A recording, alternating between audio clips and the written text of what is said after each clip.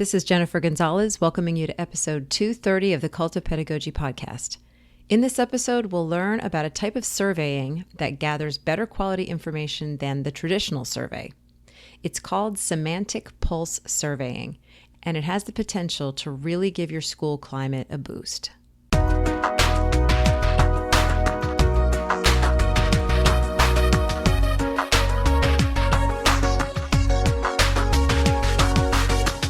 We have a lot of conversations about what should be done to make schools better. In these conversations, I hear a lot of ideas and I have a lot of ideas, but I think there's one practice that should be done by any school that wants to improve, and it's simple and free.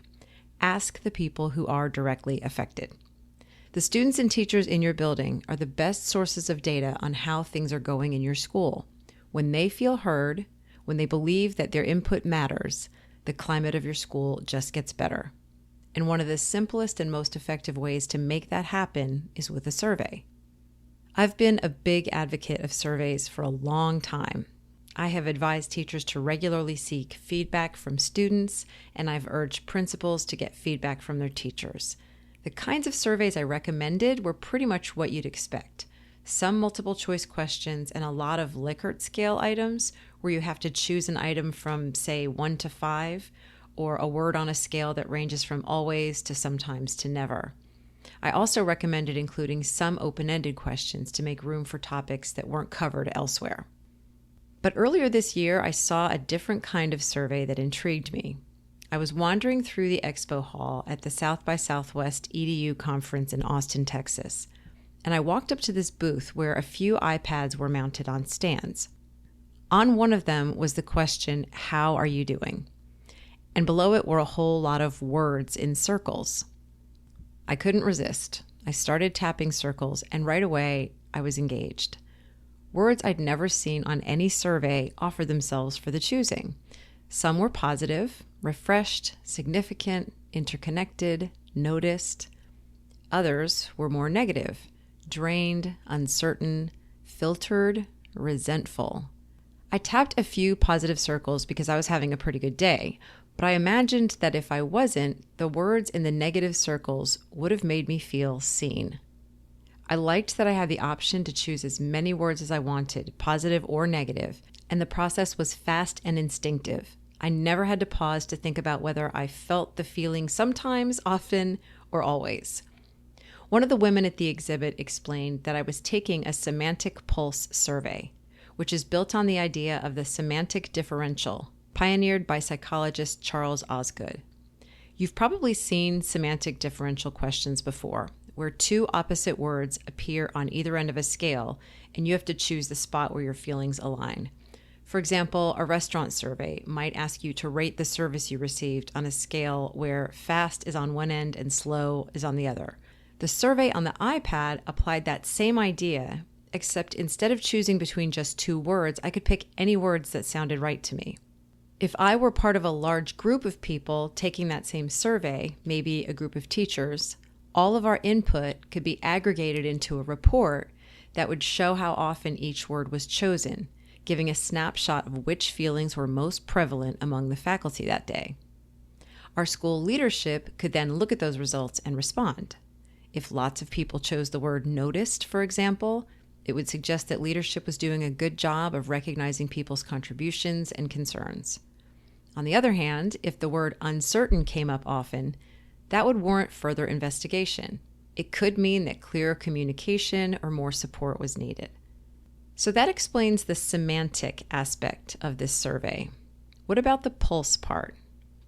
Widely used in businesses, a pulse survey is one that's given frequently and can be completed quickly to get a pulse check on employees. So a semantic pulse survey combines the word-driven content of a semantic survey with the speed and frequency of a pulse survey.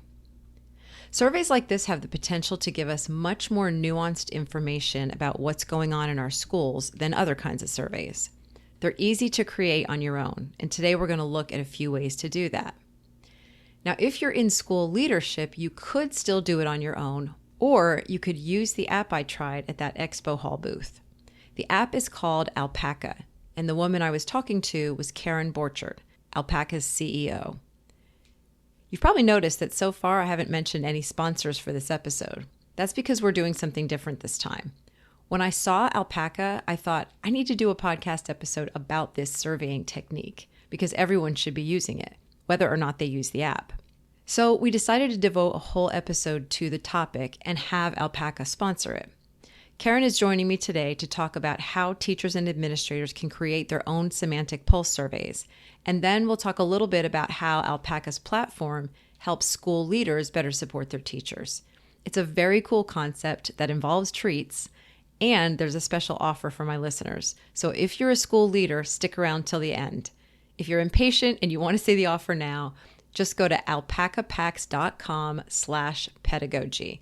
It's alpacapax, which is alpacapax.com/pedagogy. Okay, without further ado, here's my conversation with Karen Borchert about semantic pulse surveys. We just met a month and a half ago or so at South by Southwest. Yes. I was wandering around the expo hall, and there you were with your display, and I thought, this looks really interesting. And so I showed up, and we were looking at your product, your platform, which is called Alpaca. Am I saying it right? You're saying it exactly right. Okay. So we're going to talk a little bit later about what Alpaca does, because you do a couple of different things. But one of the things that you do with the app is you provide a place for administrators to give their faculty surveys to get a pulse on how they're feeling, and what's going on so that they can better meet their teachers' needs. Does that sound like a pretty rough assessment, a correct assessment? Yeah, that's perfect. That's great. Okay. So the kind of surveys that you guys do are what's called semantic surveying and pulse surveys. And I had sort of seen things kind of like this before, but I didn't realize that there was sort of like research behind it and everything like that. So we decided that we were going to do this episode devoted entirely to this, concept of semantic surveys and pulse surveys, what they are, how they work, what the research is behind them, and then we'll talk a little bit about Alpaca at the end and how administrators can do this on their own, or they can do it with the help of your app. So let's start by talking about just semantic surveying. What is that? How is it different, and what is the research behind why it works? Yeah, sure. So semantic surveys are really, it's right there in the name. They're based on words instead of a traditional Likert scale or like a 1 to 5 scale. Semantic surveys were kind of pioneered by Charles Osgood. He's a psychologist, and he sort of put forth the research around this in the late 70s, in 1979. So they've been around for a long time. And the basic concept is that, when you ask somebody a survey question, like on a scale of 1 to 5, how do you enjoy this product? You will get answer. It's a little bit difficult. You'll get an answer. It's numeric. It's easy to score. It's easy to kind of aggregate those numbers.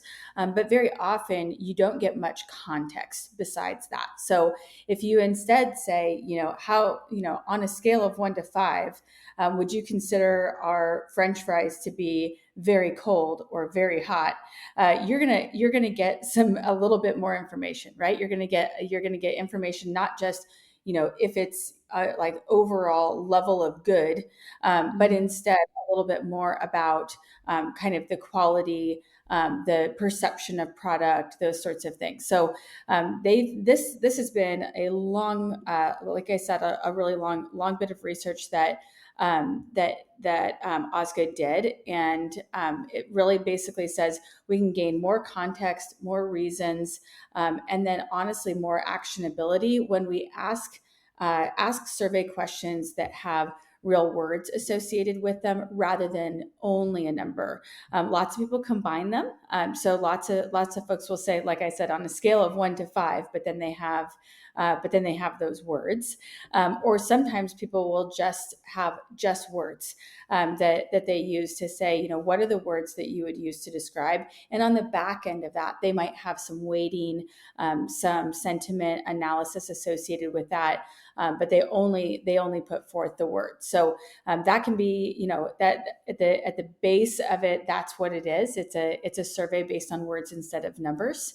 And it is, and the focus of it is to kind of analyze what Osgood calls the connotative meaning of emotional attitude towards various things. So when we think about it, or like in the context of education and of surveying and of educators, we think about it as that kind of connotative meaning of emotional attitude towards work, or towards sort of any sort of matters at school. So instead of knowing if teachers are 1 or 5, good or bad, the sort of application of this that we see, and that we've been kind of working on in our own work, is around what are the words that educators use, so that it is not about just sort of this number.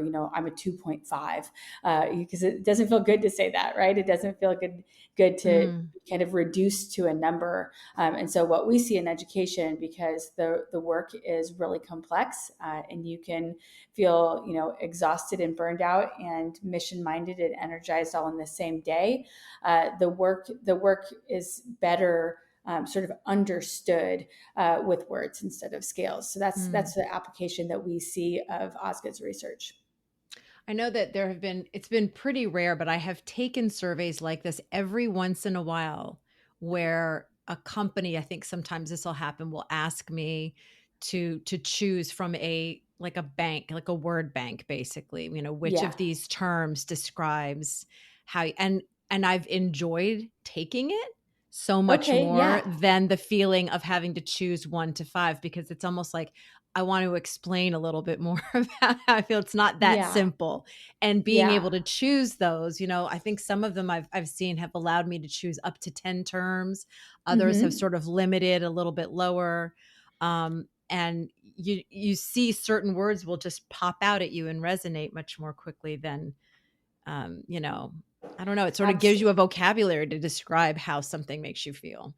It does, and I think in the research we see that a lot of Osgood's research early on was done with military groups. We see a lot of semantic surveying in a lot of what are kind of considered helping professions, so nursing, teaching, things like that. And part of the reason for it is because, to your point of how it feels to take a survey, there's a little bit more psychological safety in being able to just choose a word that feels like you, rather than saying like, oh my gosh, what's going to happen? Or like, am I not honoring this profession that I care so deeply about, this mission that I am, so focused on in nursing and education and military, if I say that I'm a 2?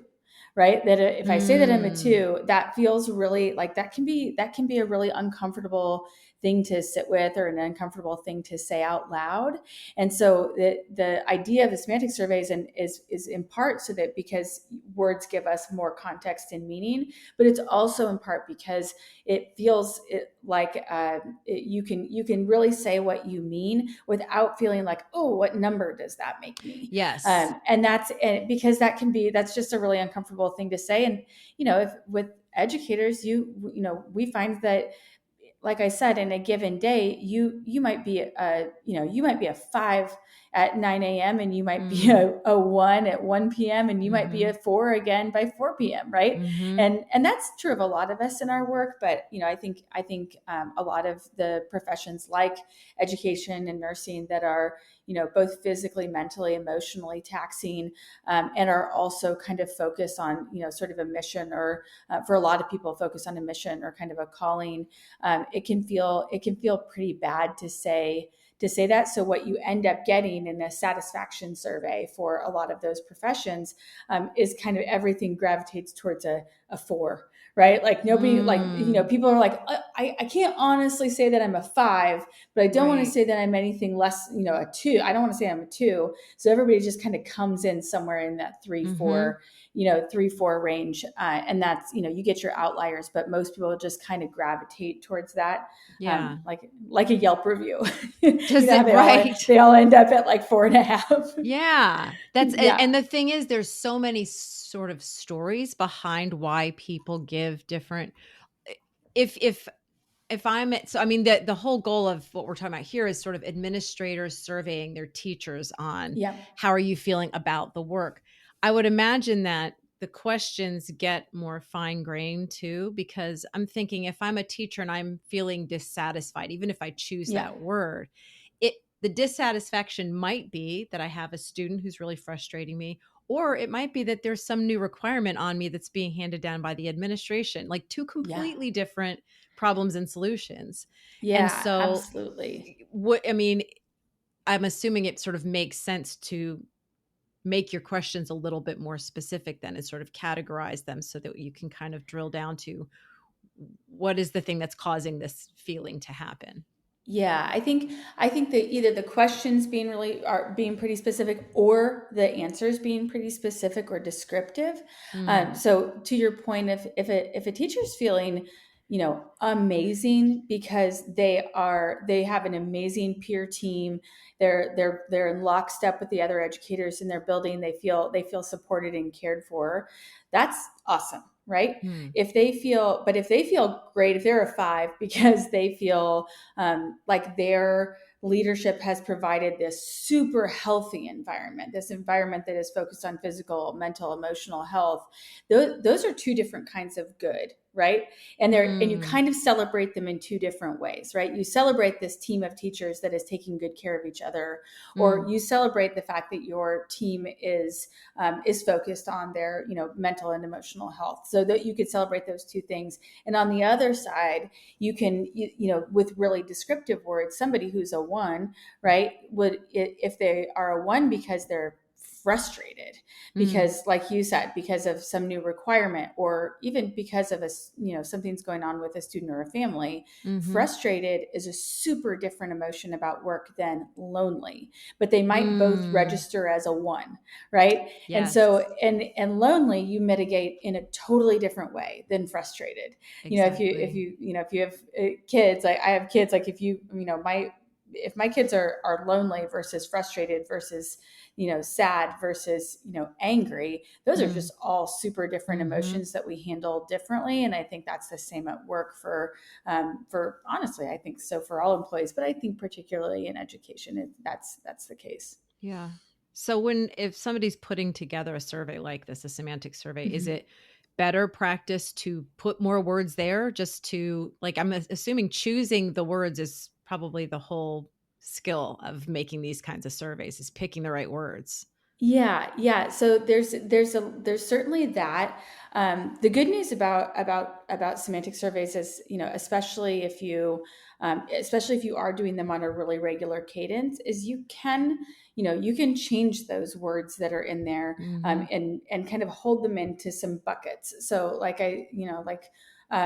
if you say, okay, well, this bucket is about, sort of how we feel about, leadership, and this bucket is about how we feel about our team and our peers, and this bucket, Mm. we can, if you bucket them, then if the words that are in there are not resonating or not getting used ever, Mm.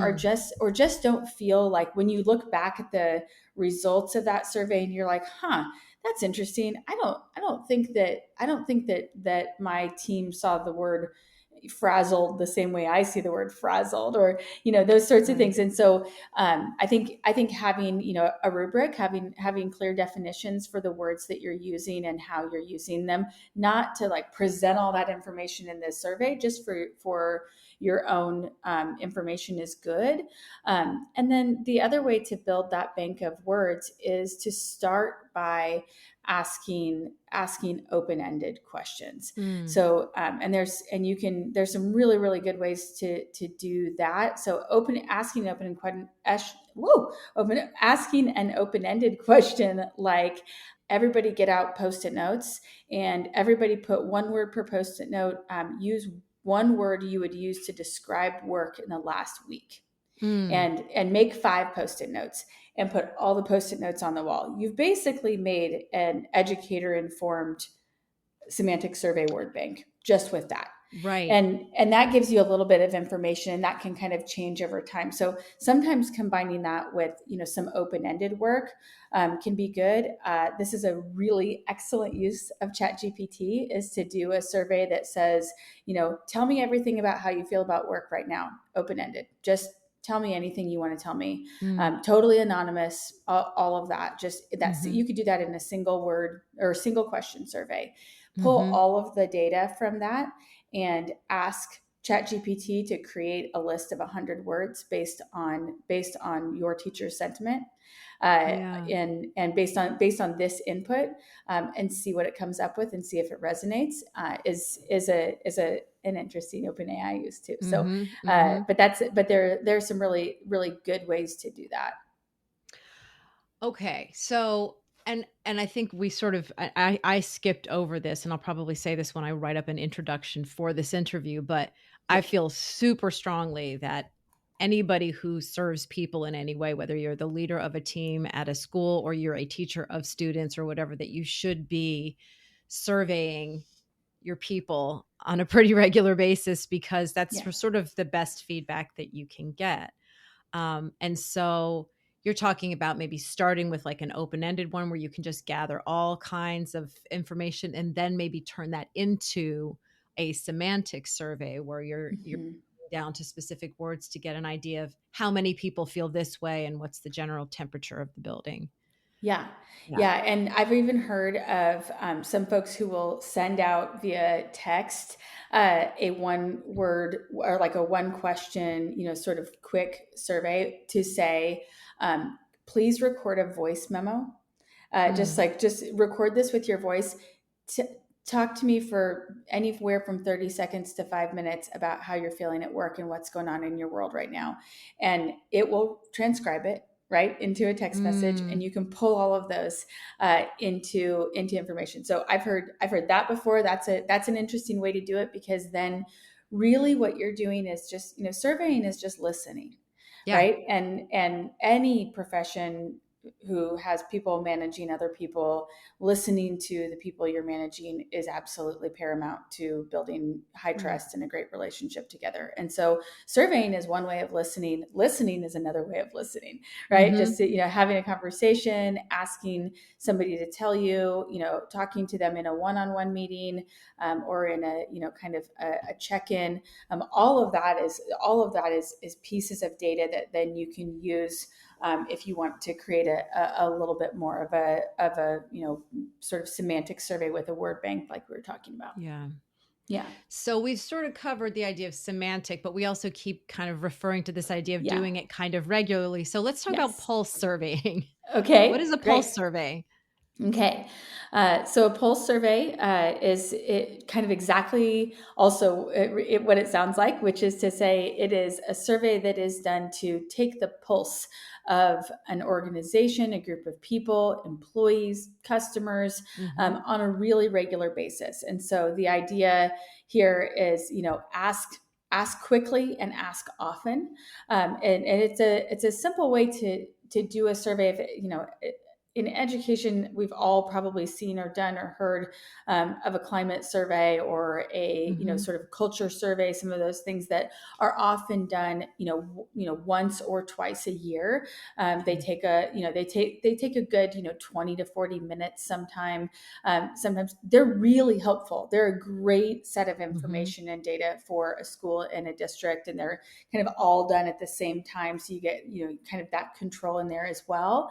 But they are it's a little bit more difficult to quickly action on things that might not be going well, or on things, or on great things that might be worthy of celebration, Yeah. if you get that information back just once a year. So with a pulse survey, the whole point of a pulse survey is giving small bits of information that you can act on quickly, and then you can take that pulse survey again and understand, okay, did that little thing get better? Did that, Mm-hmm. or did that little, how is that little thing going? It's a really good way to kind of sense that, sort of the idea of, like, the sort of the curve around sort of teacher well-being and teacher morale that happens throughout a school year. A pulse survey lets you kind of really check in with educators at each of those moments. So in the kind of traditional sort of slump months, and maybe Mm. October or March, or those kinds of times where it kind of feels like there's you're a long way from the next from the next Yeah. big break. That can be a really great moment to say, hey, what's one thing that would help right now? Or what's one way you'd like to celebrate this week? Or who's somebody who's helped you? Any little questions. Pulse surveys can be done with the same exact questions every time, but they can Mm. also be done with a little bit of a rotation of question, where maybe you have a couple of questions that are asking the same thing each month, or you might get ones that are you, and then you add in one or two little questions here and there that would give you a little bit of a wild card, like, how are you feeling about our upcoming testing season? Or what's something that we could do, since what's one thing you'd like to do with students when the weather is so cold, right? You could do some Mm. of those Mm-hmm. kind of little wild card questions Yeah. as well, that can kind of keep that. Pulse surveys tend to have really good participation. It's one of the big reasons people do them, because they're fast and they're Mm. easy, and often, if they're done well, the thing that is asked about is actioned upon in a short time frame where you can see it, and that's really the main benefit of a Right. pulse survey, is that the person who's taking that survey, the number one reason people take or don't take surveys is not their frequency, and it is not the questions. Actually, the number one reason people either choose to continue taking a survey or don't choose to continue taking a survey is whether they feel like their answers were heard and acted upon. Yeah. And that's the whole ball game. So pulse surveys, the whole point of a pulse survey is just to give a little bit more constant feedback loop that creates opportunities for action and opportunities for communications and Yeah. conversation. Yeah. Yeah. So we're going to be talking, because your app actually facilitates a whole lot of this. But if somebody's just listening to this idea and they say, I don't want to mess around with an app, I just like this idea of doing these surveys. What is Yep. a way that a school administrator could do this just on their own? Yeah, we were actually just talking to an administrator last week. He was calling us about our software, but he said, I read about what you did and I wanted to do it immediately. So that day at my staff meeting, he said I got out pieces of paper, and I said, what are 5 words you would use to describe our school culture today? And they all made post-it notes or little slips of paper with all of them. And then he said, okay, pull out one more post-it note and answer this question for me. Is there anything that you would like me to know about you as a person right now? And he said, Mm. we did the whole thing anonymous, but we did this really, really quickly. And that idea, and he said, we just did it analog. We didn't do anything Hmm. on our phones or anything else. And so so he said, had this whole wall of words that people use to describe our school culture. And he was like, I looked at it and I knew which ones I liked and which ones I really didn't like. Hmm. And then he said, but I was most surprised by the post-it notes about one thing they wanted me to know, and I told them they could sign it or not sign it, and that would be okay. And so they did it that way. He said, I understood so much more about what my staff was going through personally in their lives, and they were really willing to open up. He was like, somebody filled 3 post-it notes front and back. I was like, oh, Wow. they had a lot to say. And And he all it said, took was asking. All it took was asking. And Yeah. so that's a really easy way to do it. Post-it notes, Mm-hmm. really simple, like quick ways of asking just one question at the beginning of a staff meeting. You can do it as an icebreaker. Mm. Those are really good ways. We have a resource that is really widely used that is kind of a version of this, that's called Start, Stop, Continue. It's a really commonly used management practice in kind of in the private sector, which is sort of where I come from. But we do it with colored cards, so green, yellow, and red, and we say what is, we give everybody out, 3 cards, one green, one yellow, one red, and we say, what's on the green, what's one thing you want to start doing.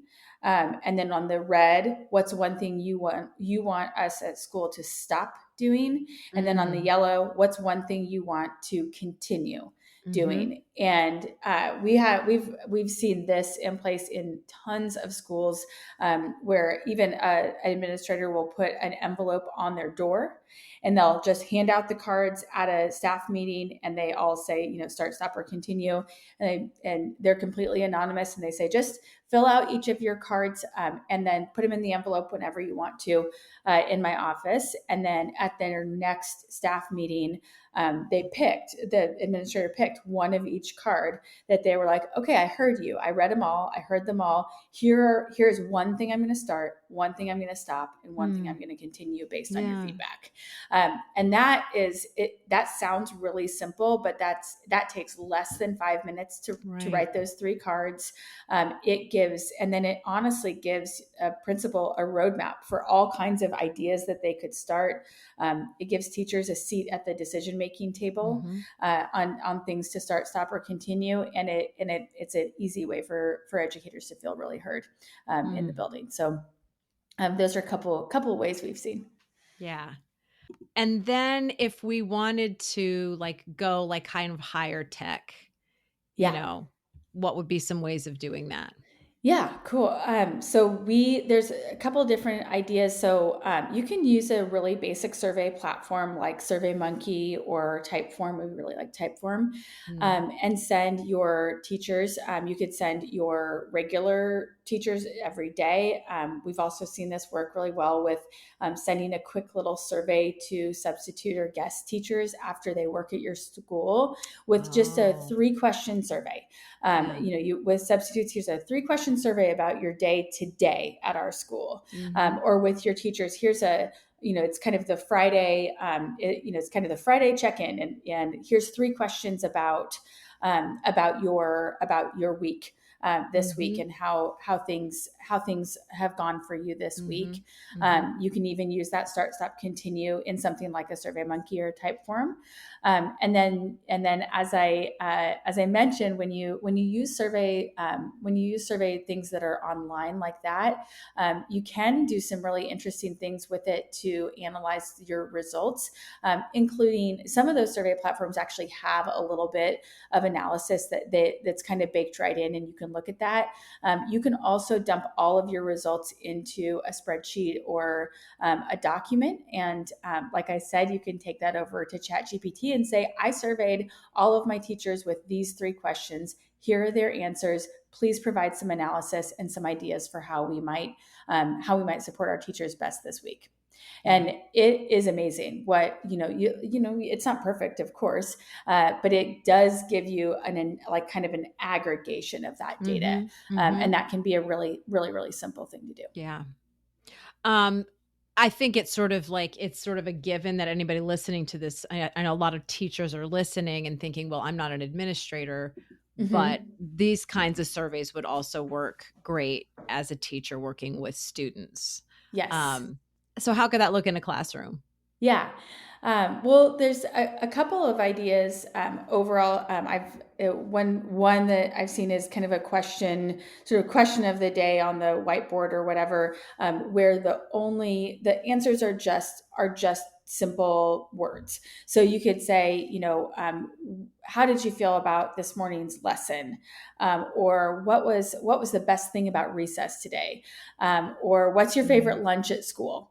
And all of those things, and then kids can come up with a dry erase marker and just write their answer, and it kind of creates a word cloud or a collage right there on your whiteboard. You can even have like a little section for it on your whiteboard that just sort of stays.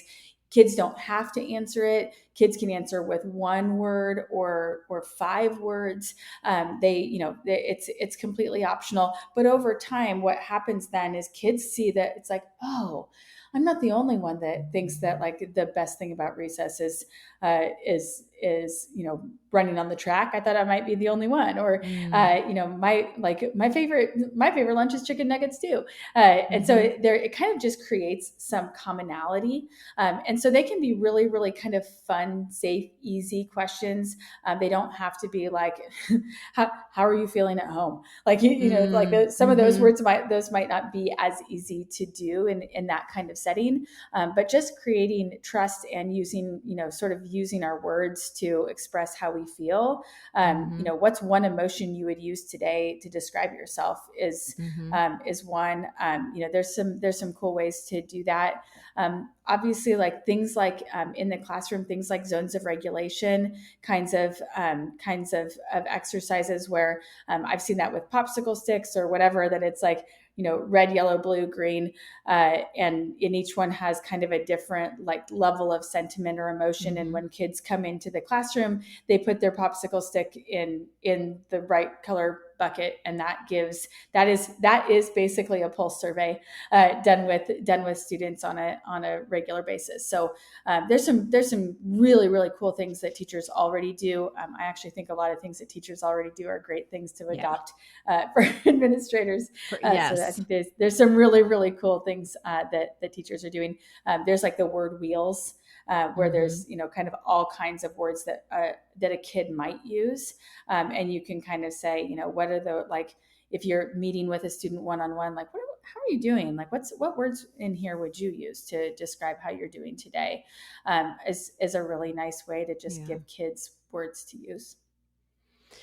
So let's talk now about Alpaca. Like what does your platform, how does it work, and how does it make surveying easier for administrators? And let's clarify that currently it is designed only to be used by administrators with their staff, not for teachers to use with students. We had talked about this earlier, and you said that you could see it being used that way, but right now it's not set up for that. Right. So tell me about Alpaca. Yeah. So I think the basic thing about Alpaca is we liked the concept of semantic surveys and the concept of pulse surveys so much that we decided to combine them. So what we started with overall was kind of like I said, an open-ended survey with a lot of educators that were engaged with us through. We actually started with an offering that provided kind of a subscription care package to teachers on a monthly basis. And with that care package, with all of our initial schools and teachers, one of the things that we always included a little kind of satisfaction survey in that, and we would say, what are the kinds of things you need more of or less of at school, and what did you think? And then we asked this question: how are you doing? We just asked that question: how are you doing? And we got a huge variety of responses, and a ton of words. And over a couple of years, we actually gathered about 16,000 inputs from educators about how they're doing, about things they need, about their favorite stuff, about how they like to communicate. They don't like to be called, about how they the ways they like to celebrate, things they like to do together. We just pulled a huge body of sort of research and input from that are actually straight out of teachers' mouths, as far as like, just the words teachers use. So one of our core values as a company is listen to teachers. So that's where we started, and then we took that kind of data set, sort of fully anonymized all of those things, and we built basically what we call a semantic pulse survey.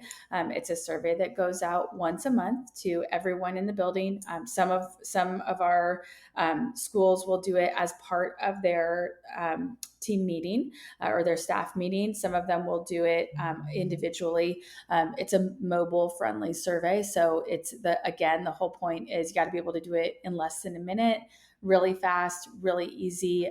We try to make it pretty fun. It feels like a lot of fun. And it asks the question, sort of the main question in the survey. There are a few of them. There's like 4 or 5 questions. But the main one is, how are you doing? And we present a bank of words that are randomized every time you use it, you get a random bank of words, and you can pick as many as you want. So when you pick a word, it actually kind of floats down to your own little word bank, and then it's replaced with other words up top. So you can also refresh and get all new words and see a completely new set of things, and you can pick as many as you want. And then we also offer an open-ended kind of answer at the end that says, is there anything else you want to share about work right now? And that's completely open-ended. They can say whatever they want. We associate the survey with the building, but not with any individual. You don't put in an email address or a name when you take the survey, and that helps keep it something that's just simple to do. And then we aggregate that data. We have built a model that creates a level of sentiment around each word. So how positive or how negative a word might feel. And then we've also associated those words with specific drivers of educator well-being through the research at the University of Chicago Consortium on educator and leader well-being. So we've done that, and we've kind of put all of that together. And so each month after you get this survey, your principal will basically get a little data report, a very brief data report, and we don't really aggregate things into scores or indexes. Like I said, nobody wants to feel like they're a, -13 or a 2.5 or anything like that. So we instead just say, hey, here are the words that your teachers are using to describe work right now. Here are the top 5 really, really positive words, and maybe the top 5 more challenging words. We say, here's one thing in your building you might think about celebrating right now, and one thing that may be a good place of focus. And then we do ask that question, what's one thing that would help the most right now? The number one answer is always more time for planning, or very often, but we always say, sometimes it's actually really interesting to see what the number 2 answer is, which is sometimes time with peers or better connection to my students. And so that kind of gives, again, another little actionable piece of information.